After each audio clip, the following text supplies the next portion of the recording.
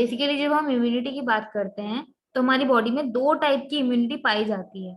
एक होती है नॉन एडेप्टिव या नॉन स्पेसिफिक, जिसको हम इन्नेट इम्यूनिटी बोलते हैं, और दूसरी होती है आपकी एक्वायर्ड या फिर एडेप्टिव इम्यूनिटी। ठीक है, दोनों को एक एक करके समझते हैं कि दोनों क्या है। जब हम फर्स्ट लाइन की बात करते हैं, नॉन स्पेसिफिक वाली जो आपकी इम्यूनिटी है, जिसको इन्नेट इम्यूनिटी हम बोल रहे हैं, ये आपकी फर्स्ट लाइन ऑफ डिफेंस है। यानी कि जो बॉडी में इंफेक्शन के जाने से पहले ही उसके खिलाफ काम करना स्टार्ट करती है, उसको हम इनेट इनेट जो आपकी इम्यूनिटी है उसका नाम देते हैं। जैसे फॉर एग्जांपल कि आपका एक रैपिड रिस्पॉन्स होता है किसी भी इंफेक्शन के प्रति। बहुत लोगों को एलर्जिक रिएक्शंस होते हैं कि अगर जो ये आपके ल्यूक वॉर्म्स होते हैं या फिर चूहा है, बहुत लोगों को चूहे की स्किन से एलर्जी होती है, बहुत लोगों को चींटियों से एलर्जी होती है। अगर कहीं पे चींटियों की एक्सेस है तो उनकी स्किन पे रेड रैशेज आने लग जाते हैं, क्योंकि कुछ कंपोनेंट ऐसा है जो उनको हार्म कर सकता है। हो सकता है जो इस तरह के आपके कीट पतंगे हैं या फिर चूहे हैं, उनके कुछ रेशे रह जाते हैं जो आपकी स्किन पे एक रिएक्शन दे जाते हैं और आपकी स्किन पे रैशेज आने लगते हैं। उससे आपको पता चलता है कि अच्छा ये चीज से हमें एलर्जी है। वो टाइप की जो इम्यूनिटी है, जो रिस्पॉन्स पहले ही कर देती है इन्फेक्शन आने से पहले, उसको हम इन्नेट या फिर फर्स्ट लाइन ऑफ डिफेंस बोलते हैं शरीर का। यहाँ पर आपका फिजिकल और केमिकल बैरियर दोनों ही काम करते हैं, और इसमें आपके शरीर की स्किन और म्यूकस मेम्ब्रेन दोनों ही इन्वॉल्व होती हैं। इन्नेट इम्यूनिटी को जब हम समझते हैं तो ये बेसिकली बेस्ड होती है आपके जेनेटिक्स के ऊपर। यानी कि आपके जो जेनेटिक्स हैं वो किस तरह के हैं, आपके जीन्स किस तरह के हैं, यानी कि जो आपको अपने मॉम और डैड से मिले हैं जीन्स, जिनके थ्रू आपकी बॉडी डेवलप हुई है, बनी है, उन जीन्स का जो जेनेटिक है उसी के आधार पर ये इन्नेट इम्यूनिटी डेवलप होती है। इसमें आपका अपना कोई रोल नहीं होता। बेसिकली ये ऑलरेडी जो कंपोनेंट फॉर्म्ड हैं उनके ऊपर रिलाय करती है। Within minutes, within no delay infection को रिस्पॉन्ड करती हैं। जैसे मैंने बोला ना कि अगर आपने, बहुत लोगों को जैसे किसी फूड से एलर्जी होती है, तो फूड जैसे ही आपके जीभ पे गया और आपको उसका एलर्जिक रिएक्शन होने लगता है, तो बहुत रैपिड रिस्पॉन्स होता है इस इम्यूनिटी के कारण। नॉन स्पेसिफिक का मीनिंग क्या है? पर्टिकुलर किसी सेम मॉलिक्यूल या सेल के प्रति रिस्पोंडेंट नहीं है, ये एक रेंज ऑफ पैथोजन के प्रति रिस्पोंडेंट होती हैं। एक रेंज है आपकी कि कौन कौन सी चीजें आपको एलर्जी कर रही हैं, कौन कौन सी चीज। और ये केवल एलर्जी के लिए नहीं है, एलर्जी को हम समझ सकते हैं, इस वजह से मैं उसका एग्जांपल देके आपको समझा रही हूँ। कोई इन्फ्लेमेशन है, कोई फीवर है, किसी तरह का आपको एक हल्का हेडेक है, तो इस तरह की जो जितने भी रिस्पॉन्सेज हैं, नॉन स्पेसिफिक रिस्पॉन्स जो कि अचानक से कभी भी आपको आ जाते हैं, वो आपकी इस इनेट इम्यूनिटी के कारण ही बॉडी में आते हैं। इनेट इम्यूनिटी की कोई मेमोरी नहीं होती है। मेमोरी का इन द सेंस क्या है कि अभी आपकी बॉडी को कोई चीज पता चली, ऐसा समझ सकते हैं कि अनकॉन्शियसली आपकी बॉडी उसके प्रति रिएक्ट कर रही है। आपको पता ही नहीं है कि आपकी बॉडी ऐसा रिएक्ट क्यों कर रही है, आपने क्या ऐसा खा लिया या किस चीज के टच में आप आए हैं जो आपकी स्किन पे एलर्जी होनी स्टार्ट हुई है या फिर आपको फीवर आना स्टार्ट हुआ है। जब इस तरह का आपको पता नहीं है, सबकॉन्शियसली वो काम हो रहा है, तो उसकी मेमोरी सेव नहीं हो पाएगी। मेमोरी सेव होने का मतलब क्या है कि ये वाले सेल्स हमें बॉडी को मिले तो हमारी बॉडी किस तरह के एंटीबॉडीज बना रही है, किस तरह से उसका इम्यून रिस्पॉन्स कर रही है। अगर वो बॉडी को पता होगा तो इम्यूनिटी की मेमोरी बन पाएगी। और जब अगेन वही एक्सपोजर में हम आएंगे तो बॉडी सेम रिस्पॉन्स करेगी। But in case of innate immunity, यहाँ पर कोई भी मेमोरी सेव नहीं होती है। आपकी जो प्राइमरी एक इनेट इम्यूनिटी है, सपोज करिए अभी आपको बैंगन से एलर्जी हुई है, आपने बैंगन खाया और स्किन पे एलर्जी आ गई। ऐसा भी हो सकता है कि अगर किसी की स्किन आउटर सेंसिटिव है तो वो बहुत ज्यादा देर धूप में रहे तो भी उसको रैशेज आने लग जाते हैं। अगर किसी को पसीना बहुत ज्यादा आता है तो उसको भी रैशेज आने लग जाते हैं। तो ये सारे अलग अलग अलग अलग जो कंपोनेंट्स हैं जिनके कारण सेम रिस्पॉन्स देखने को मिल रहा है, तो बॉडी में वो मेमोरी सेव नहीं हो पाएगी। आपकी इम्यूनिटी में जो इम्यूनिटी के कंपोनेंट्स हैं, लिम्फ कंपोनेंट्स हैं, उनको ये पता नहीं चलता है कि वो ऐसा रिएक्ट क्यों कर रहे हैं। जैसे कि अभी जो वैक्सीन वाला प्रोसीजर चल रहा है, वैक्सीन में भी यही चीज हुई है ना कि आपकी बॉडी में ऑलरेडी एक मैन मेड वायरस इंजेक्ट किया गया, जिससे लड़ने के लिए आपकी बॉडी के जो इम्यून सिस्टम के कंपोनेंट है वो सोए हुए हैं, वो उससे लड़ने के लिए आएंगे और वो जाग जाएंगे। जो आपकी इम्यूनिटी है वो डेवलप हो जाएगी। और जब ओरिजिनल वायरस आपकी बॉडी में इंसर्ट होगा तो जो और आपकी इम्यूनिटी डेवलप हो चुकी है वो उस वायरस को बीट करने में कैपेबल होगी। यानी कि इम्यूनिटी को बिल्डअप करने के लिए एक्सटर्नल एक मैनमेड वायरस आपकी बॉडी में डाला गया, वहां पर मेमोरी सेव हो गई है, तो वो आपकी इनेट इम्यूनिटी नहीं है, वो आपकी एडेप्टिव या एक्वायर्ड कह सकते हैं इम्यूनिटी है। क्योंकि ये आपका सेकेंड लाइन ऑफ रिस्पॉन्स होता है, जहां पर आपका इनेट रिस्पॉन्स फेल हो जाता है, वहां पर आपकी एडेप्टिव इम्यूनिटी काम करना स्टार्ट करती है। इनेट इम्यूनिटी बेसिकली आपके जो मैकेनिकल बैरियर्स हैं या सरफेस सिक्रेशंस हैं उनके ऊपर डिपेंडेंट होती है, जैसे कि अभी मैंने इंडिकेट भी किया, स्किन जिसका हम एग्जांपल लेके समझ सकते हैं, या फिर आपके स्टमक में जो अचानक से कई बार एसिड बन जाती है, एसिडिटी जिसको हम बोलते हैं, एसिडिक पीएच का स्टमक में एकदम से बढ़ जाना किसी रीजन से होता है, या फिर कई बार हमें छींकें बहुत ज्यादा आती हैं, उस सीलिया के कारण वो छींकें जो आ रही हैं वो क्यों आ रही है, हमने कुछ ऐसा स्मेल कर लिया, बहुत लोगों को जैसे परफ्यूम की स्मेल पसंद नहीं होती है, तो उन लोगों को उस स्मेल से सीलिया में एक झंझनाहट होती है और उनको बार बार छींके आने लगती हैं। तो ये सारे जो आउटर रिस्पॉन्सेज हैं या मैकेनिकल बैरियर्स के कारण जो रिस्पॉन्स आपकी बॉडी दे रही है वो सब आपकी इनेट इम्यूनिटी के कारण है। इसमें आपका हार्मोनल मैकेनिज्म और सेल्यूलर डिफेंस मैकेनिज्म दोनों ही काम करते हैं। जबकि एक्वायर्ड या एडेप्टिव की जब हम बात करते हैं तो एक्वायर्ड या एडेप्टिव में कुछ चीजें आपकी चेंज होती हैं, जैसे कि सबसे पहला इसको हम सेकेंड लाइन ऑफ डिफेंस बोलते हैं। अगर फर्स्ट लाइन ऑफ डिफेंस आपकी फेल हो जाती है तो सेकेंड लाइन ऑफ डिफेंस तक आपकी इम्यूनिटी पहुंचती है। दूसरा, ये रिलाय करता है उस मैकेनिज्म पे कि जब इन्फेक्शन हो गया है उसके बाद आपका शरीर किस तरह से उससे लड़ रहा है।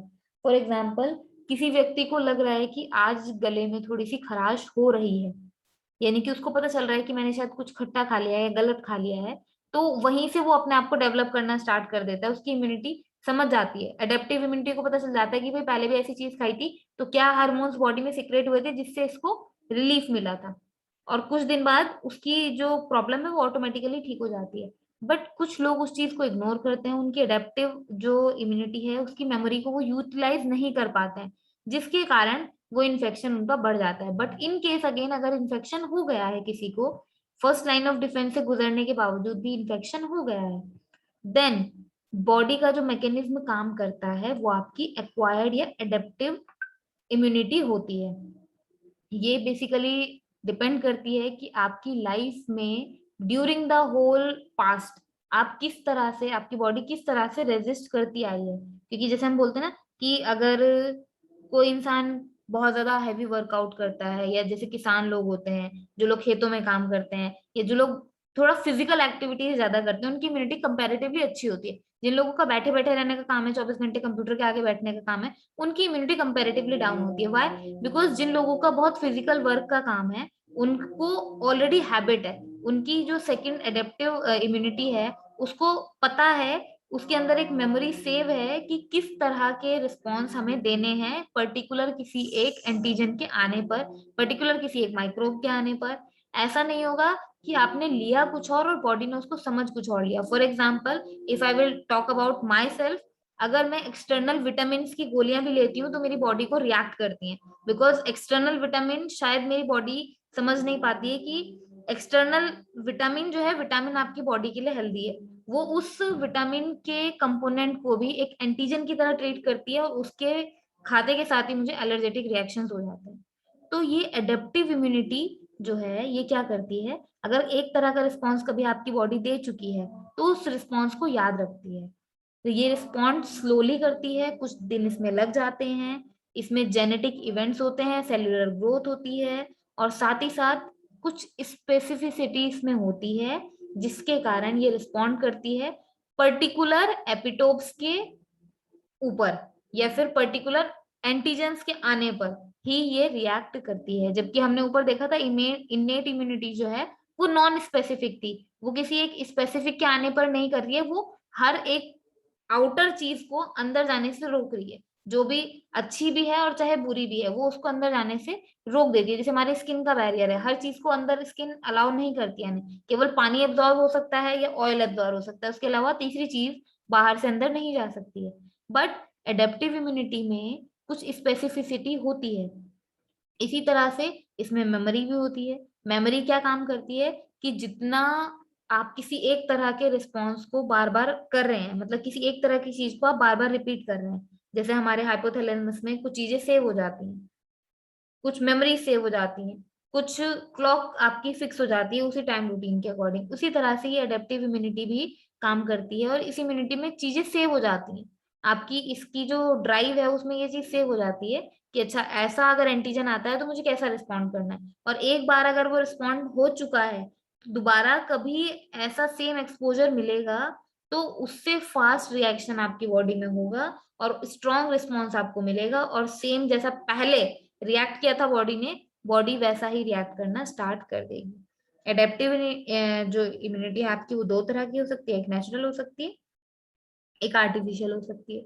आर्टिफिशियल जैसे अभी हमने वैक्सीनेशन वाली बात करी, जिसमें आपका लाइव आपका कोई वायरस या कोई बैक्टीरिया बॉडी में इंसर्ट किया जाता है, लेकिन वो आर्टिफिशियल होता है। आर्टिफिशियल है तो वो ओरिजिनल जैसा काम तो करेगा नहीं, यानी कि बॉडी को हार्म नहीं करेगा, और उसके पहुंचते ही बॉडी क्या करेगी, एंड जो आपके बॉडी के इम्यून पार्टिकल्स सोए हुए हैं उनको जगाएगी, इम्यून पार्टिकल्स उसको किल करने के लिए अपने आप को एक्टिवेट करेंगे, और वो चीज इसकी मेमोरी में सेव हो जाएगी। तो जब कभी नेचुरल कोई वायरस आएगा, नेचुरल कोई आपका बैक्टीरिया आएगा, तो सेम रिस्पॉन्स ये एडेप्टिव इम्यूनिटी शो करेगी। और अगर इन्फेक्शन हो जाता है, अगर वायरस बॉडी में आ जाता है, तो सेम टाइप का रिस्पॉन्स आपको एडेप्टिव इम्यूनिटी देगी और रिपीट करेगी उस एक्सपोजर को जो वैक्सीनेशन के समय पर आपकी बॉडी में हुआ था। इसलिए वैक्सीनेशन के बाद आपकी इम्यूनिटी जो है वो डेवलप होती है। और अगेन कभी नेचुरल वायरस अगर आ जाता है गलती से शरीर में, तो इन्फेक्शन के बाद ये एडेप्टिव इम्यूनिटी जो है अपना मेमोरी को यूज करते हुए आपकी बॉडी में इम्यूनिटी को डेवलप करती है और उसके खिलाफ काम करती है। इसी तरह से एक्टिव या पैसिव में भी हम इसको डिवाइड कर सकते हैं। आर्टिफिशियल पैसिव का मतलब क्या है कि आपके जो इम्यून सेल्स हैं उन इम्यून सेल्स को बॉडी में डाला जाए। जैसे डेंगू के समय पर अगर प्लेटलेट्स काउंट कम हो जाता है तो एक्सटर्नली प्लेटलेट्स डाल दी जाती हैं बॉडी में, यानी कि जो फ्रेश ब्लड है जिसमें प्लेटलेट काउंट अच्छा है वो ब्लड इंसर्ट कर दिया जाता है बॉडी में।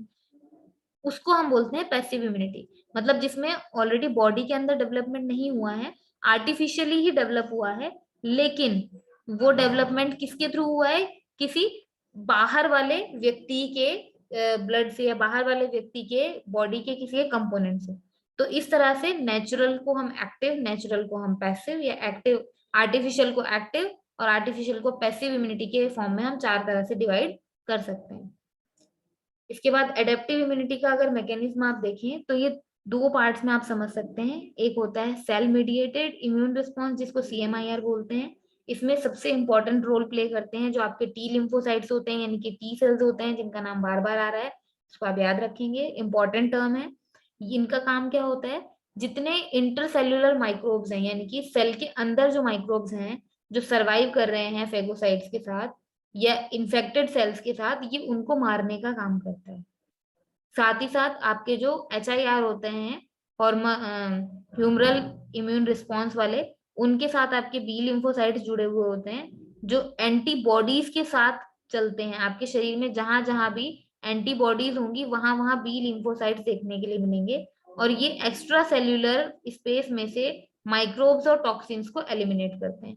तो टी सेल और बी सेल के काम जो हैं उनको थोड़ा सा हम ध्यान रख सकते हैं। बी सेल का काम है एक्स्ट्रा सेल्यूलर माइक्रोब्स या टॉक्सिन्स को रिमूव करना, और टी सेल का काम है इंट्रा सेल्यूलर माइक्रोब्स को या फेगोसाइट्स को या इन्फेक्टेड सेल्स को रिमूव करना, एलिमिनेट करना आपके ब्लड सेल्स में से, ठीक है, या फिर आपके इम्यून सेल्स में से। तो इस तरह से टी और बी सेल का हम फंक्शन देख सकते हैं। एडेप्टिव इम्यूनिटी के दो मैकेनिज्म है, एक सेल मीडिएटेड है जिसमें आपके टी लिम्फोसाइट्स आते हैं, ह्यूमरल इम्यून रिस्पॉन्स है जिसमें आपके बी लिम्फोसाइट्स आते हैं। तो इस तरह से आपका एडेप्टिव इम्यूनिटी कंप्लीट होता है। तो इम्यूनिटी हमारी दो टाइप की है, एक इनेट और एक एक्वायर्ड। इनेट को हम नॉन स्पेसिफिक या नॉन एडेप्टिव बोलते हैं, और एक्वायर्ड को हम एडेप्टिव या सेकेंड लाइन ऑफ डिफेंस भी बोलते हैं। दोनों को इस तरह से हम समझ सकते हैं। और लिम्फेटिक सिस्टम में इससे ज्यादा कुछ आपको पढ़ने की आवश्यकता नहीं है,